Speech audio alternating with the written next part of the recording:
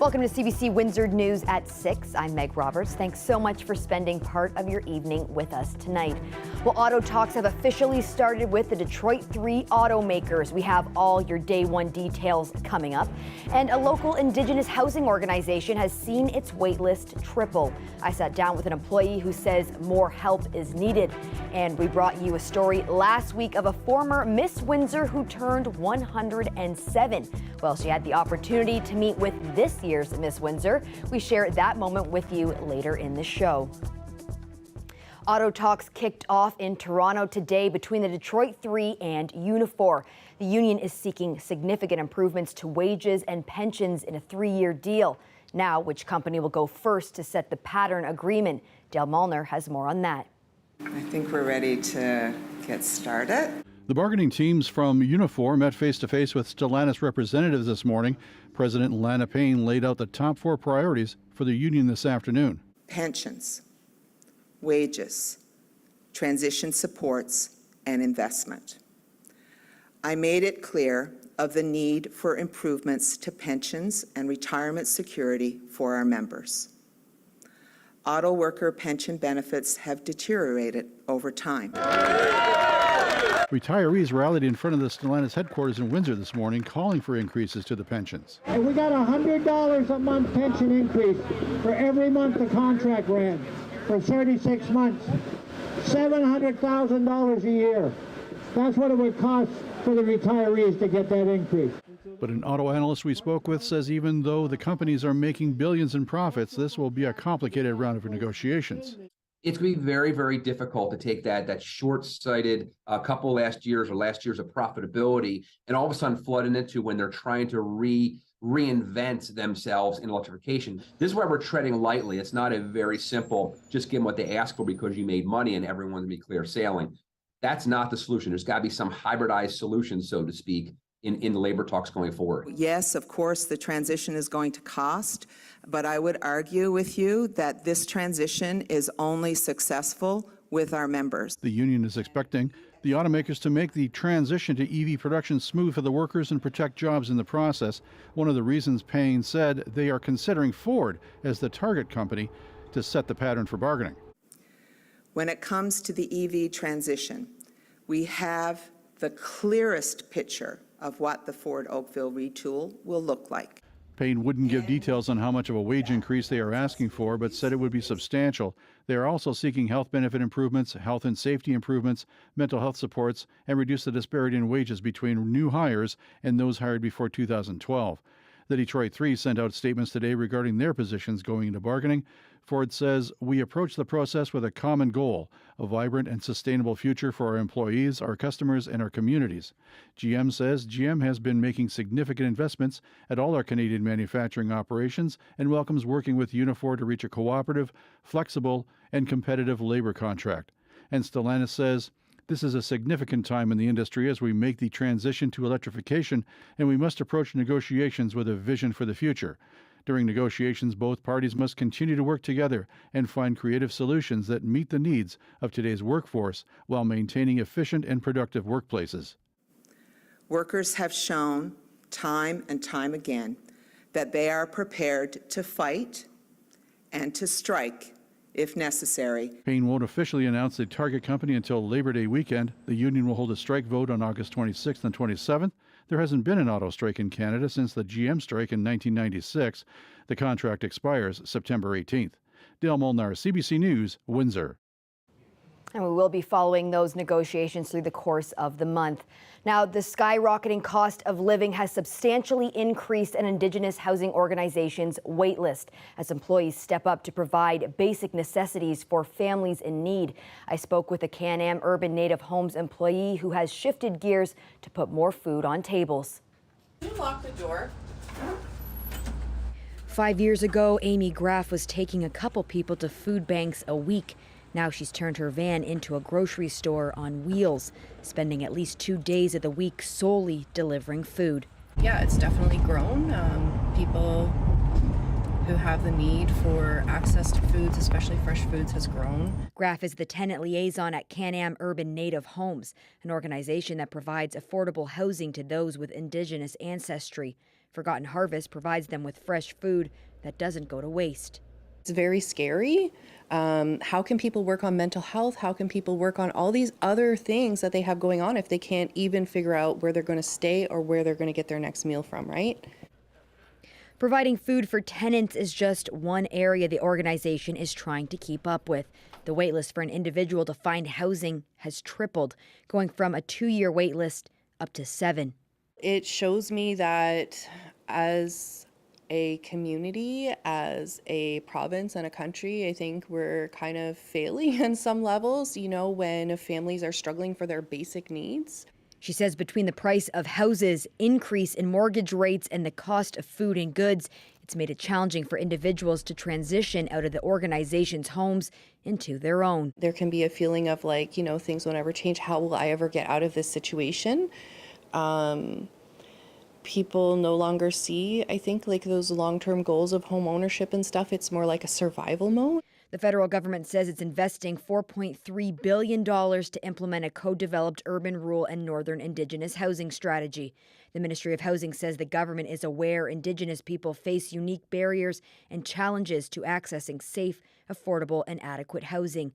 Those challenges outlined in a federal government's report last year as systemic racism, colonial policies, and injustices committed against Indigenous peoples. We have a federal government that is responding, putting more money in the pockets of Canadians and bringing good paying jobs to our community. That's how we're going to deal with the affordability crisis. Graff says support couldn't come sooner. There is definitely a level of frustration because community comes to us to look for help, but we only have the resources we have, right? So we're the face of either giving or not giving, but yet we don't create the policies or the funding for the programs, and we just do with what we can. To contact the Organization for Affordable Housing, you can email them at info@caunh.ca, or you can drop in their location on Tecumseh Road East.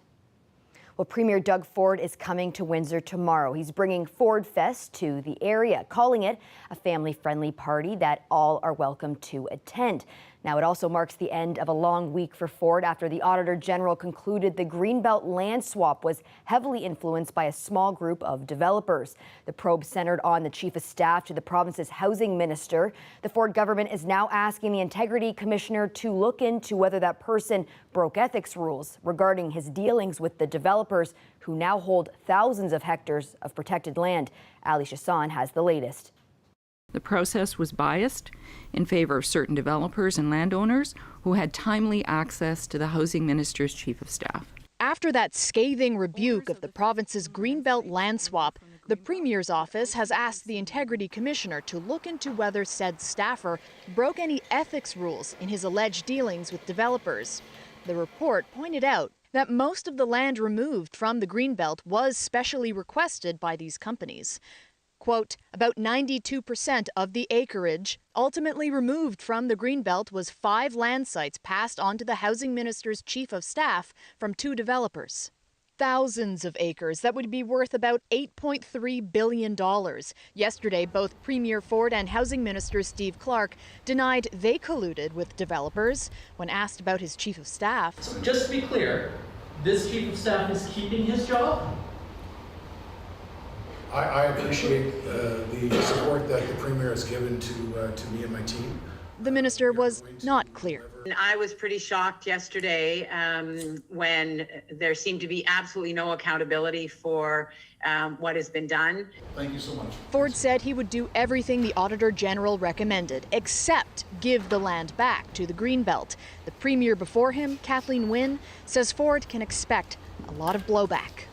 Even in conservative parts of the province, there are people who are very, very upset about this. They need to speak up and let backbenchers and ministers know that this is not okay and that the decision needs to be revisited. I think that's the most important thing that can happen right now. The Auditor General report also says, quote, the Chief of Staff of the Housing Ministry was given the responsibility by the Premier's office to direct a project to change the Greenbelt's boundary, which makes this former Greenbelt council member think making one person the fall guy wouldn't be right. A senior staff member in a political environment is directly responsible to the minister that he's serving. As for the government saying they needed the Greenbelt land to increase housing supply. The amount of land that they propose there is your typical suburban density, somewhere around 17 units per hectare. And that just, typical suburbia is not going to solve our problem. CBC Toronto reached out to Minister Clark's Chief of Staff, Ryan Amato, in light of the inquiry being requested by his boss. We received an out-of-town auto reply. Ali Chiasson, CBC News, Toronto. The federal government has unveiled its plan to make Canada's electrical grid net zero. Officials say it's essential for the economic and environmental health of the country, but the plan has drawn criticism from lawmakers in Alberta and Saskatchewan. Marina von Stackelberg has more. Canada's electrical grid is already one of the cleanest in the world. 84% of electricity production emits no greenhouse gases. Now a plan from the federal government to make the entire grid even cleaner in 12 years. We know that what we're doing is not enough, because what we're doing leads to the type of summer we've seen in Canada in terms of climate impact and all around the world. So we need to do more. Experts say demand for electricity in Canada could double in the next 3 decades. Getting serious about climate change means using more electricity. It's the most important thing we have to do. So ensuring that our systems are ready, that they're ready with plentiful, affordable, clean power is absolutely essential 21st century economic investment. There will be exemptions, like for remote communities that rely on diesel. Electricity providers will also still be allowed to use natural gas and diesel, but they will have to offset their emissions. I think the good thing about how well these regulations are designed is that they provide policy certainty to industry, investors, and communities so that they can plan, and at the same time, they give flexibility to provinces. But the provinces of Alberta and Saskatchewan say the regulations disregard how electricity is made in their provinces. An arbitrary target of 2035 for a net zero electricity grid is completely unrealistic. It's also unconstitutional. And of course, it impedes the affordability and reliability of our grid for everyday Albertans. Electricity providers say they are on board with the new rules. They are very stringent, and so there will be a process for us and with government over the coming months to make sure that we can get them right to build the system that Canadians need. Canada's Environment Minister says 12 years is plenty of time for utilities and provinces to build the clean electricity grid that's needed. And there will be money to help them do that. Over the next decade, Ottawa has earmarked $40 billion. Marina von Stackelberg, CBC News, Ottawa. Well, last week we introduced you to Elmira St. Ange Frenette. She was about to have a big birthday, turning 107 years old. There were plenty of birthday wishes sent our way that we were able to pass along, but one woman reached out hoping to arrange a meeting. You'll remember St. Ange Frenette was crowned Miss Windsor in 1935. Well, we got a call from the grandmother of Miss Windsor 2023, wondering if we could get the two together. And we did. The CBC's Lamia Abu Zaid was there to see that special moment. Well, hello, Miss Windsor. Hello. How are you?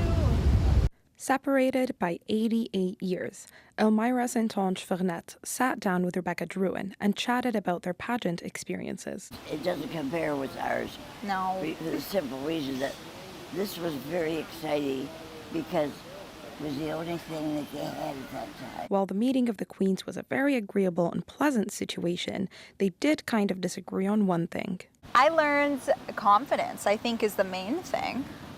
Just being on stage in front of that many people and speaking about what you're passionate about, being able to learn things and learn about what you're capable of is the biggest thing. But for St. Ange Frenette, I was so young, I just felt like I could do anything. Yeah, you had the confidence beforehand too, so that's a bonus mark. They were both 19 when they won Miss Windsor, and they realized they are keeping the same kind of things for memories. I love it. That's a really nice sash. Look at that. And it held up well. Yeah, I love it. The title. Yeah, for Miss sure. Windsor. Yeah. So there did you guys have like an evening gown competition where each delegate wore their dress separately? Mm-hmm. Oh, exciting. Yeah, we did the same. My dress was gold, actually, a gold dress. Mine was, I think, pink. Pink? Pink. Oh, pink's my favorite color. I thought about a pink gowns. Couldn't find any though. When Druin asked Saint-Onge Vernet for life advice, I'll just keep going along and try to keep your head on straight. I love it. Well, thank you. No, you will learn on your own what confidence you do have. For sure. But just don't let it go to your head. Of course. The head does not know what the rest is doing. Druin added being kind to yourself and others is also important for a competitor, something that Saint-Onge Vernet wholeheartedly agreed with. Lumia Abuzaid, CBC News, Windsor. Well, we saw some sun today. We also saw some rain, and that finicky weather pattern doesn't appear to be going away. The forecast coming up after the break.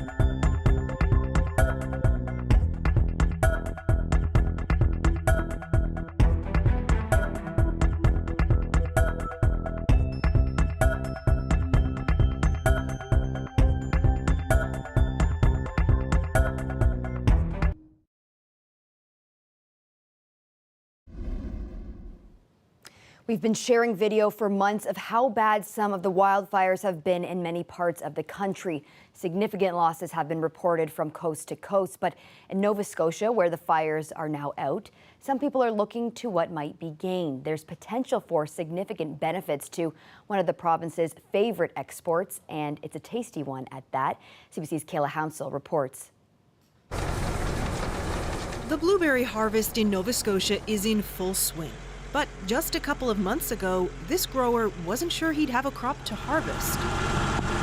We first met Blueberry Pete at a fire evacuation center. Yes, even then, that's how he introduced himself. What I built up there, I'll never get it back. He lost a lot of equipment and 20% of his crop in the fire that ravaged Shelburne County. This was completely burnt off. But he knew the fire would create new growth. This is why this is all blueberries here to start with.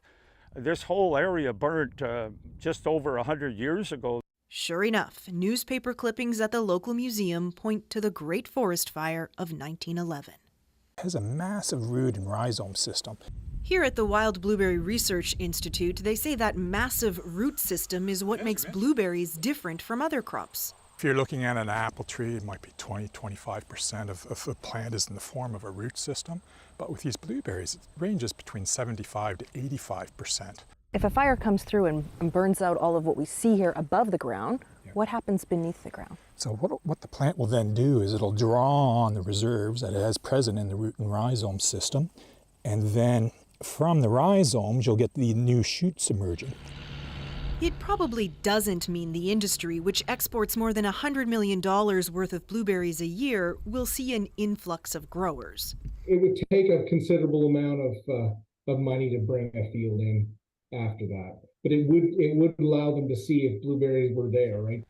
Blueberry Pete says his sprouts are already shooting back up, and he expects others will too. And we're going to have a lot of blueberry picking along the highway. A silver lining in blue for those who are so inclined. Kayla Hounsell, CBC News, Barrington, Nova Scotia.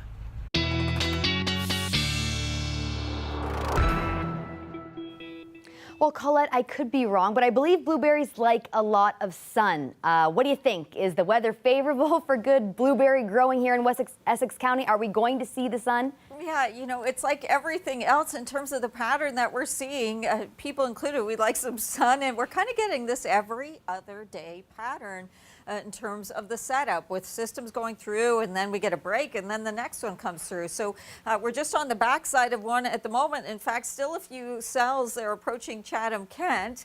Now, they're not as strong as what was going on earlier in the day, but I'm going to show you those, but we'll just start off with a quick boo. The temperatures here, 22 in Sarnia, 26 Chatham-Kent, 24 for Windsor. That humidex value, yes, there's still some humidity there, but this is a front going through, kind of picking up the winds, changing the wind direction, and it does drop things down a little bit as we go into Friday, and then back up into Saturday. But this is what I was talking about. You see they're kind of falling apart here, but I'm still watching that area right there, that cell pushing towards Chatham-Kent. At the moment, no severe thunderstorm watches or warnings because these ones aren't as potent as what we were seeing earlier in the day and kind of the height of the activity. And a lot of that happened in eastern Ontario. And what you're looking at here are not the cells themselves, but the hail signature within those thunderstorm cells. So a lot of hail, up to, I think, about loony-sized hail reported there. And then in southwestern Ontario, it only got about as close as Kitchener-Waterloo. There was a batch there earlier in the afternoon, late morning towards the afternoon hours. Rainfall amounts, the worst of it still continues to be, this is cumulative, but into eastern Ontario, where they're just kind of clearing it out there. Still have a little bit more to go, and still these lightning strikes, but most of it moving out over the lake. So just watch out, heads up Chatham-Kent through that area, then through the overnight, the clearing skies. The setup tomorrow, you know, if you've been looking at your phone and an app, and all you see is an icon with rain for tomorrow for Windsor, I do want you to know that a good chunk of the day is actually going to be pretty nice. We're going to start off with sunshine. It's in the afternoon. You got to start paying attention, especially the later afternoon, the setup being, and you know, the timing on this could change a bit. The Canadian model wants to bring it in slightly earlier, but I think we're going to get a good part of the day that looks good. Then cloud cover, some showers and thunderstorms roll in. Saturday, we'll probably get some sunny breaks, and then we're going to do it again, that as the cold front moves in, storms develop. A lot of that, though, should be to the east, so I think we'll see improving conditions on Saturday. Overnight temperatures are cooling down. I don't know that we're going to get to 14. I think maybe around 15, same as Toronto and same as the nation's capital. Tomorrow, 27. feeling like around 31 or so, and then things start to deteriorate later in the day, and then Saturday, just be watching that. We could get some redevelopment in the afternoon, but right now it looks like we'll get into improving conditions, but it will be muggier, and then we get we get that break again. Blueberries, everyone rejoice. Sunday, the sun will be back, and we get to dry out once again. All right, so Sunday's our day is what you're telling me. Yeah, but I don't want you to consider the other two a write-off, is what I would say to you. Okay, I'm here for that, Colette. I can get behind that. Yeah, all right. Less risk on Sunday, for sure. Well, thanks so much for that, Colette. You're welcome. Well, Taylor Swift tickets might be a top seller, but some people are buying a seat for a show that is truly out of this world. We'll share more next.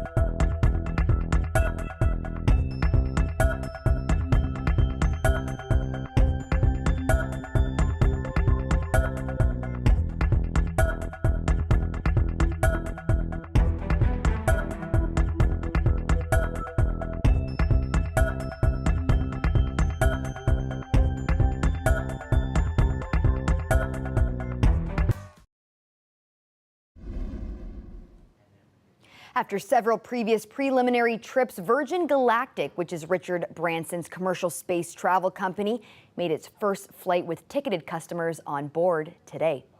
3, 2, 1, release, release, release. The rocket ship launched from the underside of an airplane over New Mexico, then traveled to the edge of space. Passengers included sweepstakes winners and a former Olympian. He bought his ticket in 2005. The price is now $450,000. The company says about 800 people are on a waiting list. Well, tonight we're leaving you with a nice little story of a baby elephant that just could not be cuter.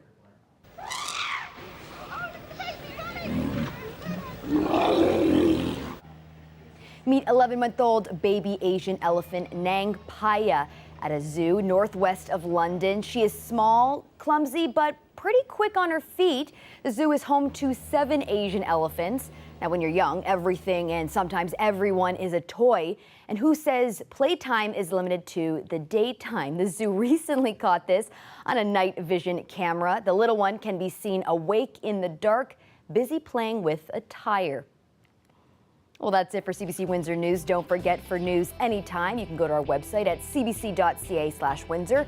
You can also download the CBC app on the App Store or on Google Play. Thanks so much for tuning in. Looking forward to seeing you tomorrow night.